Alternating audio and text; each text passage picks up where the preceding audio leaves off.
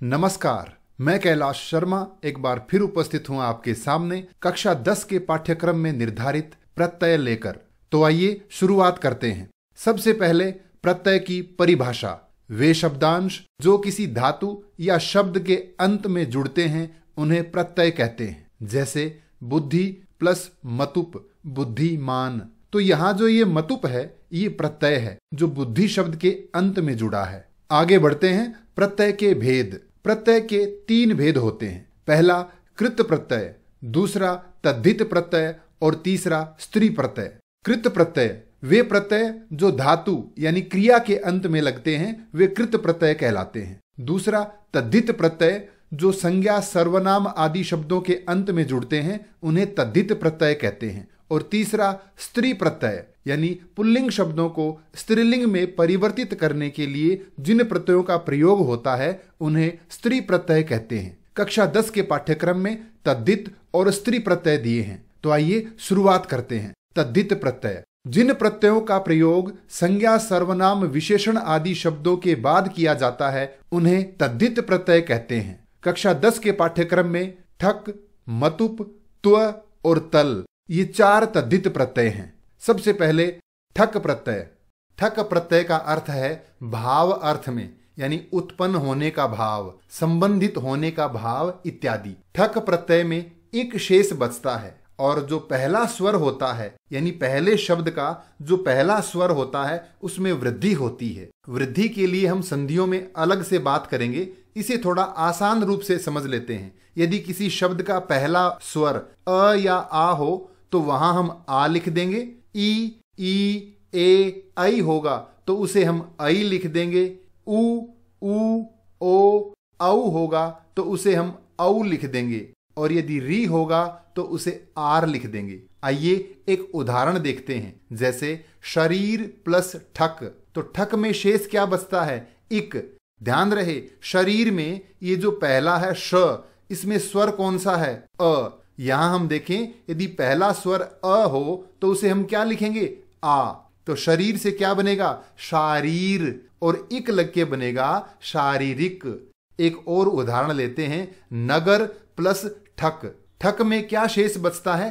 इक। अब याद रहे इक प्रत्यय यानी ठक लगने के बाद ये जो पहला स्वर है न में अ, इसके स्थान पर बनेगा आ और ये बन जाएगा नागर और इक जुड़ करके बनेगा नागरिक। ठक प्रत्यय के अन्य उदाहरण देखते हैं। जैसे धर्म प्लस ठक धार्मिक। ए का हमने क्या बनाया? आ। इसी तरह से कर्म कार्मिक, दिन दैनिक। ई है तो हमने ऐ बना दिया और शब्द बना दैनिक। इसी तरह से नीति तो नैतिक, वेद वैदिक, भूत भौतिक, भूगोल भौगोलिक और इतिहास ऐतिहासिक। अगला प्रत्यय है मतुप प्रत्यय। मतुप का अर्थ है वाला, यानी किसी के पास कोई चीज हो तो उसे हम मतुप प्रत्यय लगाकर दर्शाते हैं। मतुप प्रत्यय में मत शेष बचता है। आइए इसका उदाहरण देखते हैं। जैसे शक्ति प्लस मतुप यानी जिसके पास शक्ति है या शक्ति वाला, तो शब्द बनेगा शक्तिमत। अब ये आपने सुना नहीं होगा, इसका पुल्लिंग रूप है शक्तिमान। इस प्रत्यय को और आसानी से समझते हैं। एक उदाहरण और लेते हैं। श्री प्लस मतुप। मतुप में क्या शेष बचता है? मत। अब श्री के आगे मत जोड़ते हैं तो शब्द बनेगा श्रीमत। इसे पुल्लिंग में लिखेंगे श्रीमान, स्त्रीलिंग में श्रीमती और नपुंसकलिंग में श्रीमत। मतुप प्रत्यय वाले शब्दों के रूप पुल्लिंग में भवत की तरह, स्त्रीलिंग में नदी की तरह और नपुंसकलिंग में जगत की तरह चलेंगे। आइए मतुप प्रत्यय के अन्य उदाहरण देखते हैं। जैसे बुद्धि प्लस मतुप तो पुल्लिंग में बुद्धिमान, स्त्रीलिंग में बुद्धिमती और नपुंसकलिंग में बुद्धिमत। इसी तरह श्री तो बनेगा श्रीमान, श्रीमती, श्रीमत। धी धीमान, धीमती, धीमत। इसी तरह से मधु मधुमान, मधुमती, मधुमत। कीर्ति तो कीर्तिमान, कीर्तिमती, कीर्तिमत। इसी प्रकार इक्षु, इक्षु कहते हैं ईख यानी गन्ना। इक्षुमान, इक्षुमती, इक्षुमत। अगला प्रत्यय है त्व प्रत्यय। त्व प्रत्यय का प्रयोग भाववाचक संज्ञा बनाने के लिए करते हैं। इसमें त्व ही शेष रहता है। याद रहे, त्व प्रत्यय लगने के बाद वो शब्द नपुंसक लिंग में ही रहेगा और उसके रूप फल के समान चलेंगे। जैसे महत शब्द है और त्व लगाएंगे तो नपुंसक लिंग में रूप बनेगा महत्वम। इसके अन्य उदाहरण देखते हैं। पशु प्लस त्व तो पशुत्वम, लघु प्लस त्व लघुत्वम। इसी तरह से गुरु प्लस त्व गुरुत्वम, जड़ से जड़त्वम, सम से समत्वम, कटु से कटुत्वम, देव से देवत्वम। अगला प्रत्यय है तल प्रत्यय।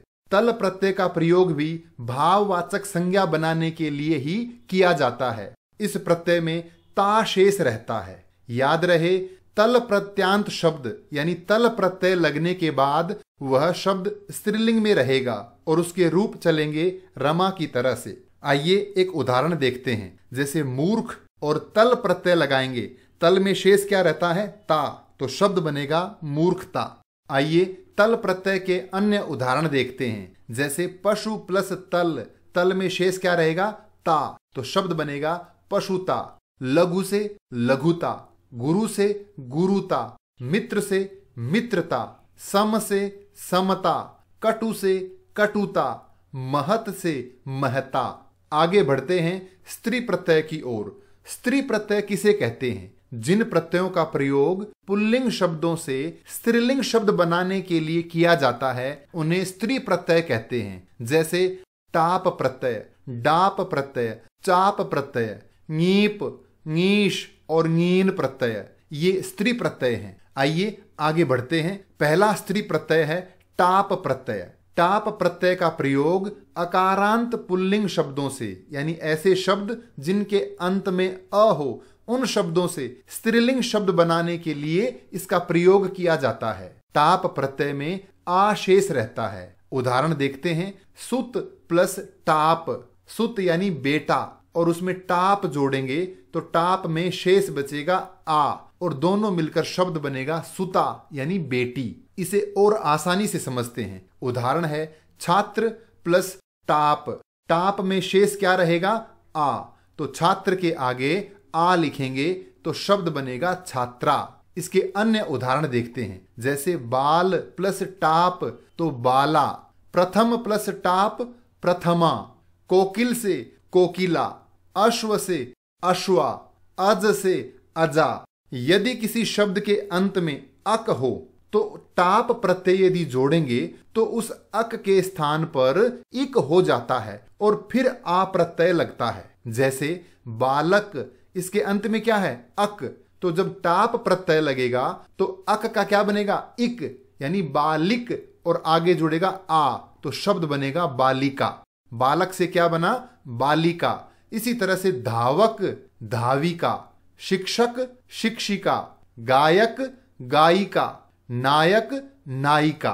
अगला प्रत्यय है नीप प्रत्यय। जिन पुल्लिंग शब्दों के अंत में री या हलंत न हो ऐसे शब्दों से स्त्रीलिंग शब्द बनाने के लिए नीप प्रत्यय का प्रयोग किया जाता है। इसमें ई शेष रहता है। आइए उदाहरण देखते हैं। जैसे कर्तरी, इसके अंत में क्या है? री, तो पुल्लिंग से स्त्रीलिंग जब बनाएंगे तो नीप प्रत्यय लगेगा। नीप में शेष क्या रहता है? ई, तो शब्द बनेगा कर्तरी। अब यहां इसे लिखने में अंतर आ गया तो कैसे हुआ, इसे और आसानी से समझते हैं। अगला उदाहरण है अभिनेत्री प्लस नीप। इसे हम यहां लिखते हैं अभिने और त्री को मैंने थोड़ा अलग लिखा है। प्रत्यय जोड़ते हैं नीप प्रत्यय। नीप में शेष क्या रहता है?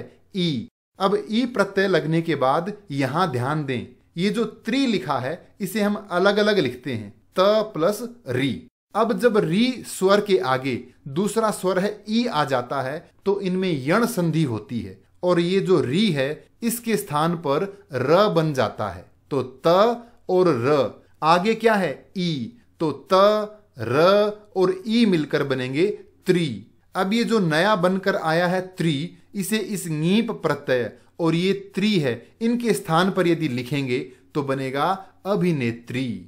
आइए नीप प्रत्यय के अन्य उदाहरण देखते हैं। जैसे दात्री, तो बनेगा दात्री। इसी तरह से धात्री से धात्री।